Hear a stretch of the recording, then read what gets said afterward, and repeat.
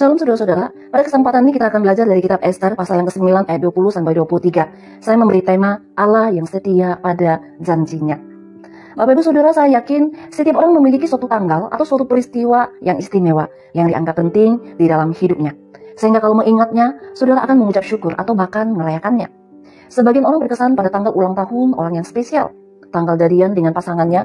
Ada juga yang melihat peristiwa berkesan dan bersejarah dan akan diingat adalah peristiwa pertobatan, peristiwa menyerahkan diri menjadi seorang hamba Tuhan, atau ketika diteguhkan. Tapi ada juga beberapa orang yang merasa bahwa hari di mana mereka dilepaskan dari bahaya kecelakaan. Dan tentu masih banyak yang lain, saudara. Tentu setiap orang akan mengingat tanggal atau peristiwa yang berkesan bagi dirinya. Dan ini juga berlaku bagi bangsa Yahudi yang memiliki hari-hari raya, di mana semua itu, saudara, berasal dari peristiwa yang bersejarah dalam kehidupan bangsa mereka. Sebut saja misalnya Hari Raya Paskah di bulan Abib, di mana mereka mengingat bagaimana Tuhan membawa mereka keluar dari Mesir pada waktu malam. Atau Hari Raya Pondok Daun, di mana mereka mengucap syukur atas hasil panen dan mengingat bagaimana dulu nenek moyang mereka menggembala di padang belantara. Dan pada hari ini, saudara, kita akan sama-sama melihat Hari Raya Purim. Hari Raya Purim dirayakan untuk mengingat bagaimana Allah menyelamatkan, melepaskan umatnya pada zaman Ester dari tangan Haman. Saudara-saudara, dalam Ester pasal 9 ayat 20, kita melihat mengenai surat yang ditulis oleh Mordekai kepada seluruh orang Yahudi di daerah Raja Ahasiweros untuk mewajibkan mereka merayakan Hari Raya Purim.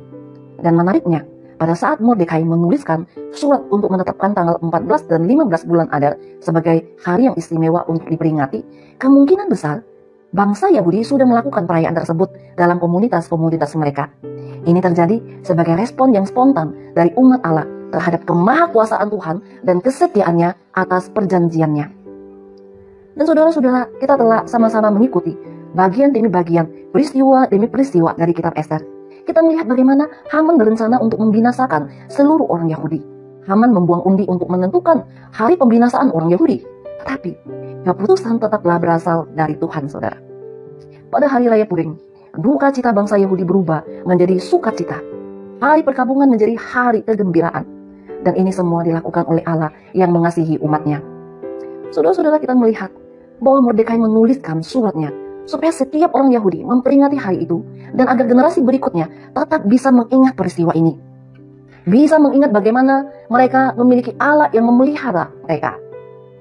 Bapak Ibu sekalian, sekalipun kita tidak mengalami peristiwa tersebut, kita juga tidak merayakan Purim setiap tahunnya, tetapi kita tetap bisa melihat bagaimana Allah memiliki dan menyatakan rencana pembebasan manusia dari dosa-dosa yang membelenggunya. Saudara, mungkin kita juga memiliki hari Purim bagi diri kita sendiri. Suatu peristiwa yang kita alami, entah itu baik atau buruk, tetapi kemudian ini bisa membuat kita mengingat penyertaan Tuhan, mengingat akan kebaikannya, dan kemudian membuat kita mengucap syukur. Hari Purim itu bisa jadi adalah hari di mana kita bertobat, atau mungkin kita mendapat kelepasan dari bahaya. Saudara, ketika kita bersyukur atas semua anugerah dan berkat Tuhan, kita akan menjadi orang yang dipenuhi dengan sukacita, dan kita bisa terus mengingat Tuhan di dalam kehidupan kita.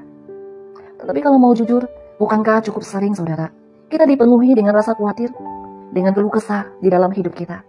Entah itu untuk hal-hal besar maupun untuk hal-hal yang sederhana.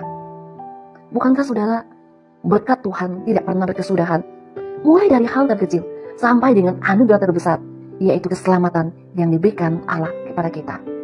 Saudara, mari kita mau terus mengingat Purim-Purim pribadi kita, mencoba melihat bagaimana Allah yang bekerja di dalam Purim-Purim tersebut, dan mari kita terus bersyukur kepadanya.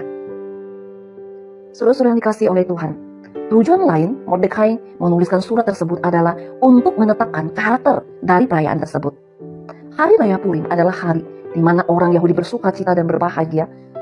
Dalam perayaan ini, di ayat yang ke-22 dikatakan, dan supaya menjadikan hari-hari itu hari perjamuan. Namun saudara, ternyata dari antara mereka ada pula orang-orang yang tidak dapat merayakan Hari Raya Purim sebagaimana orang-orang lainnya. Mereka ini adalah orang-orang yang miskin dan kurang beruntung. Mungkin sekali mereka tidak dapat bersuka cita karena kondisi mereka yang memprihatinkan. Sehingga bagaimana mungkin mereka merayakan Purim dengan mengadakan perjamuan? Nah, saudara-saudara, mereka sama-sama menghadapi bahaya kematian. Namun mereka juga mengalami pembebasan yang sama dari Tuhan.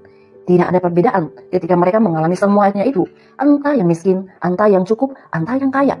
Namun Apakah persamaan ini juga bisa terjadi ketika mereka merayakan Hari Raya Purim?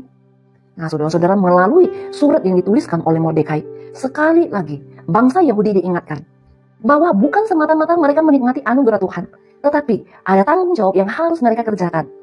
Tuhan telah menyelamatkan dan melindungi mereka. Dan yang menjadi bagian mereka pada Hari Raya Purim ini adalah agar mereka memperhatikan nasib saudara-saudara mereka yang kesusahan. Ini dilakukan dengan saling menghantarkan makanan dan bersedekah kepada orang-orang miskin.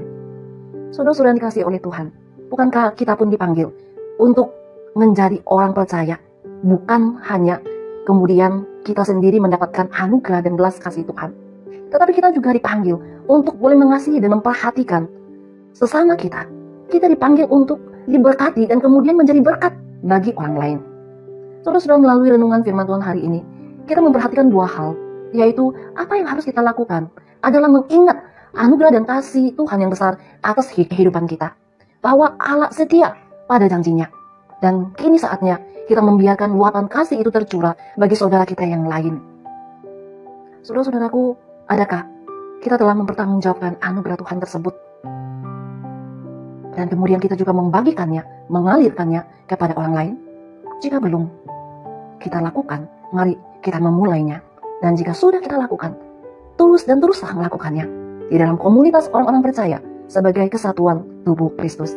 Kiranya melalui perenungan yang singkat ini, setiap kita ketika mendengar dan belajar, kita juga siap untuk menghidupi firman-Nya. Amin. Mari kita berdoa. Bapa di surga, terima kasih untuk kebenaran firman Tuhan yang kembali memberkati setiap kami. Kiranya kami tidak hanya mendengar dan belajar, tetapi kami juga siap untuk melakukan firman-Mu. Di dalam nama Tuhan Yesus Kristus, kami mengucap syukur dan berdoa. Amin.